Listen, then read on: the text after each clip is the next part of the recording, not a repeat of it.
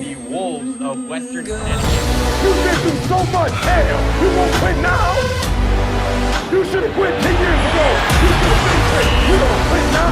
It's the 10th round. For Western Connecticut looking for their 8th straight win.